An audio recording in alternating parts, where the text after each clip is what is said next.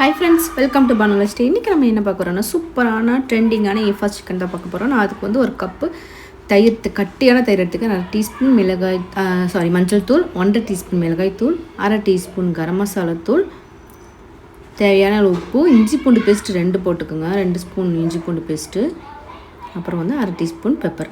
நல்லா மிக்ஸ் பண்ணதுக்கப்புறமா நான் இது வந்து செய்யறதுக்கு 1 டேக்கு முன்னாடியே நான் ஊற வச்சுட்டேன். மினிமம் 5 மணி நேரமாக அது ஊறணும். நல்லா ஒரு நாள் ஃபுல்லாக ஊறினா இன்னும் டேஸ்ட்டாக இருக்கும். நான் வந்து இந்த மாதிரி சிக்கனை வந்து இந்த மாதிரி கட் பண்ணி வேணும்னு சொல்லிவிட்டு வாங்கியிருந்தேன். நல்லா மசாலாவில் போட்டு குளிப்பாட்டிட்டு அப்படியே போட்டு ஊற வச்சுருங்க.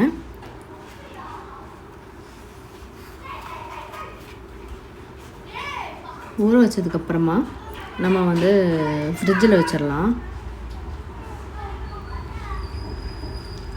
நல்லா ஃபுல்லாமே தேய்க்கணும். அந்த கட் பண்ண இடத்துலலாம் தேய்ச்சி விட்ருங்க. அப்புறம் வந்து நம்ம இந்த மாதிரி பேக் பண்ணி ஃப்ரிட்ஜில் வச்சதுக்கப்புறம் மறாவது நாள் எடுத்துக்கலாம்.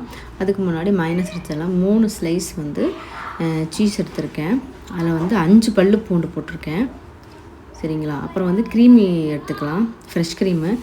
நான் வந்து ஒரு 4 டேபிள் ஸ்பூன் போட்டிருக்கேன். அப்புறம் வந்து ஸ்மெல் இல்லாத ஆயில் எடுத்துக்கோங்க. அது வந்து ஒரு 2 டேபிள் ஸ்பூன் போட்டுக்கோங்க.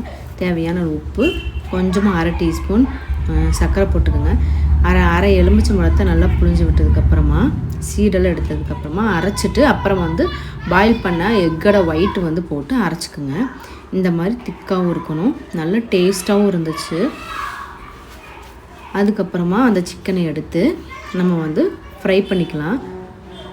ஒரு 2 டேபிள் ஸ்பூன் இல்லை 3 டேபிள் ஸ்பூன் ஆயில் ஊற்றுனதுக்கப்புறமா இதை வந்து ஃப்ரை பண்ணிக்கலாம். நான் வந்து அந்த பேன்லேயே 2 இடமும் சிக்கன் வச்சு பார்த்தேன், கரெக்டாக இருந்துச்சு.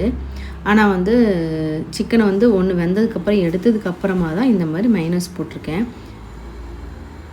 இந்த க்ரீமை போட்டதுக்கப்புறமா ஒரு 5 நிமிஷம் மூடி வச்சதுக்கப்புறம் இந்த மாதிரி எடுத்து பாருங்கள், சூப்பராக இருக்கும்.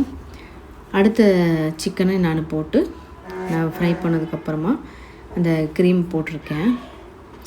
ரொம்ப டேஸ்ட்டுங்க, ரொம்ப டேஸ்ட்னா செம்ம டேஸ்ட்டாக இருந்துச்சு, டிஃப்ரெண்ட்டாக இருந்துச்சு. இது வந்து சும்மா ஸ்நாக்ஸாகவும் சாப்பிட்டுக்கலாம். என் பொண்ணு வந்து சும்மா ஸ்நாக்ஸ் மாதிரி தான் சாப்பிட்டா.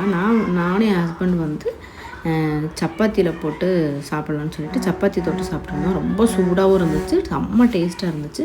கண்டிப்பாக ட்ரை பண்ணி பாருங்கள் எல்லோரும்.